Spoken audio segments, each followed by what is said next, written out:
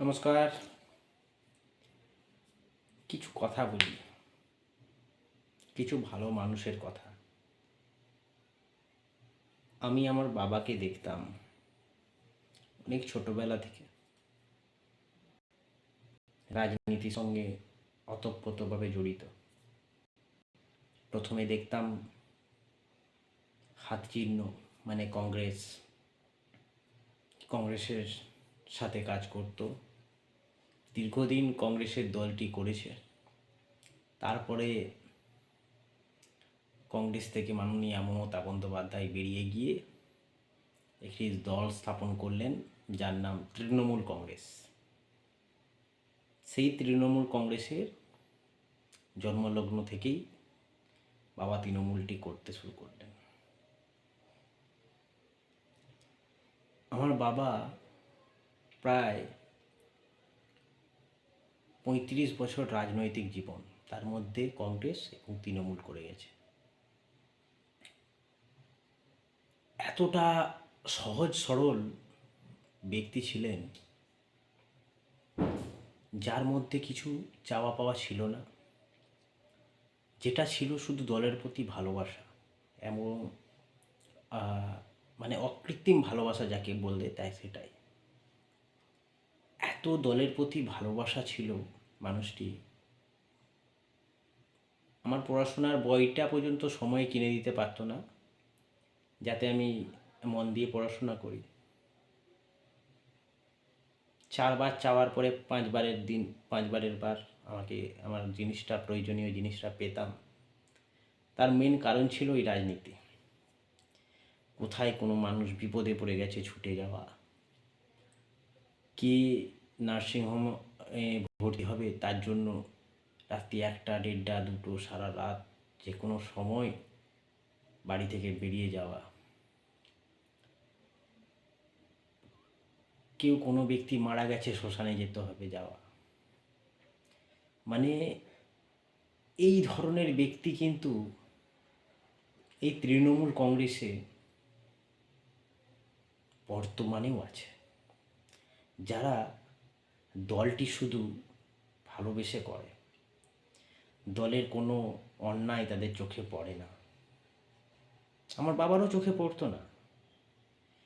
আমি যখন বাবার সঙ্গে খেতে বসতাম রাত্রিবেলা, ওই টিভির পর্দায় চোখটা রেখে বাবাকে জিজ্ঞাসা করতাম, বাবা এটা কি? তুমি একটা দল করো, সেই দলের মুখ্যমন্ত্রী বা তার সেই দলের আমলা, সেই দলের মন্ত্রীরা এইরকম, আর সেই দলটা তুমি গর্বের সাথে করো আর মানুষকে বলো যে হ্যাঁ আমি তৃণমূল করি। আমার বাবা বলেছিল যে না, আমি যেই মমতাকে দেখে আমি এই তৃণমূলটা করতাম, বোধহয় এখন সেই মমতাকে আর চিনতে পারি না। আমি খুব সত্যতার সাথে বলছি, এই ধরনের ব্যক্তি কিন্তু এই দলে এখনো পর্যন্ত আছে, বহু সংখ্যক। সেই জন্য এই দলটা টিকে আছে। আমি এই ধরনের ব্যক্তিগুলোকে করজোড়ে আবেদন করব, আপনারা চোখ খুলুন। চোখ বন্ধ করে রাজনীতি হয় না, চোখ খুলে রাজনীতি করুন। আপনাদের সন্ততিদের ভবিষ্যতের কথা ভাবুন। আপনারা কার সাথে রাজনীতি করছেন? আপনারা একবারও ভেবে দেখেছেন আপনাদের সন্তানদের ভবিষ্যৎ কোথায় দাঁড়িয়ে আছে? এই যে 26,000 শিক্ষক বাতিল হয়ে গেল, এর দায় কি আপনার দলের নেত্রীর নেই? আপনারা প্রশ্ন করবেন না? এই যে কয়লা চুরি, বালি চুরি, এই 40 টাকার বালি আজকে 150 টাকায় কিনছেন আপনারা গরিব মানুষ। আপনারা যারা বুথ লেভেলে নেতৃত্ব দেন, সমস্ত তৃণমূলের যারা নেতৃত্ব, আমি সবাইকেই বলছি, কয়েকজন হাতে গোনা দালাল যারা আপনাদেরকে সামনে রেখে আপনাদেরকে কাজ করিয়ে আপনাদের কষ্টের মুনাফাটা ওরা তুলে নেয় আলাদাভাবে। আপনারা বুঝতে পারছেন না, পশ্চিমবঙ্গকে আপনারা কোন দিকে নিয়ে যাচ্ছেন।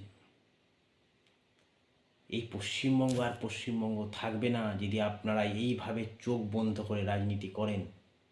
আমি একবার করজোড়ে আপনাদেরকে বলবো, যে সমস্ত সনাতনী তৃণমূলের লিডাররা আছেন, যারা কোনোদিন দল থেকে 1 টাকাও নেননি, বরং দলের স্বার্থে বহু বহু টাকা খরচা করেছেন এবং এখনও করছেন, তাদেরকে বলবো আপনারা চোখটা খুলুন, আপনাদের সন্তানদের কথা ভাবুন, আপনার রাষ্ট্রমাতা আমাদের ভারত মাতার কথা ভাবুন, আমাদের পশ্চিমবঙ্গের কথা ভাবুন।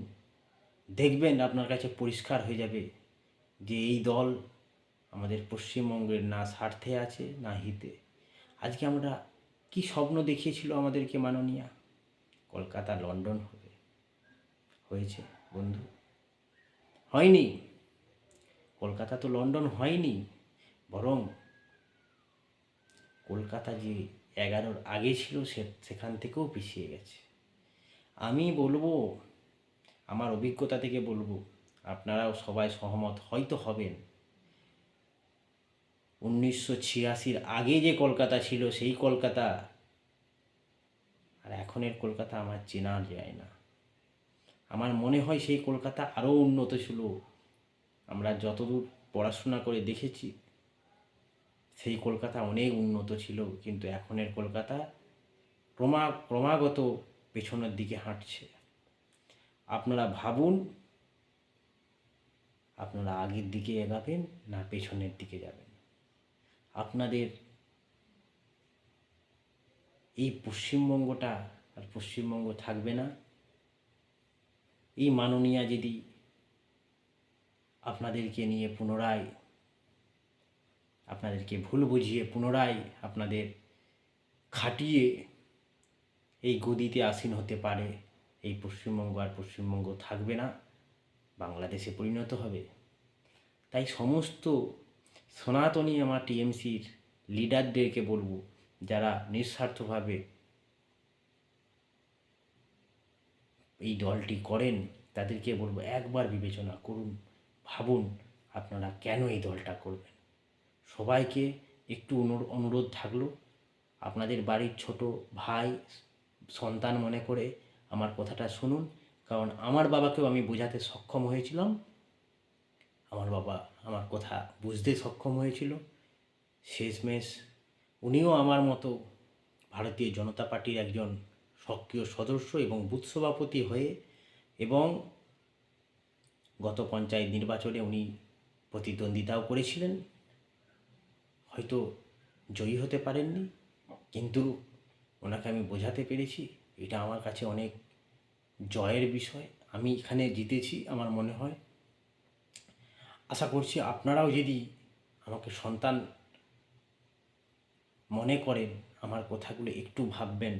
আমি কাউকে আঘাত করতে চাই না, কারো মনে আঘাত করতে চাই না, কারো ভাবাবেগে আঘাত করতে চাই না।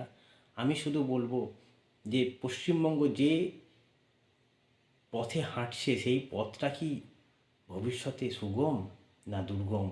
দয়া করে আপনারা একটু ভাববেন, এতটুকু আমার আপনাদের কাছে অনুরোধ। যদি কারো দুঃখ লাগে, মনে কষ্ট হয়, ক্ষমা করবেন। আমি আপনাদেরকে ভবিষ্যতের কথা ভাবাচ্ছি। ধন্যবাদ।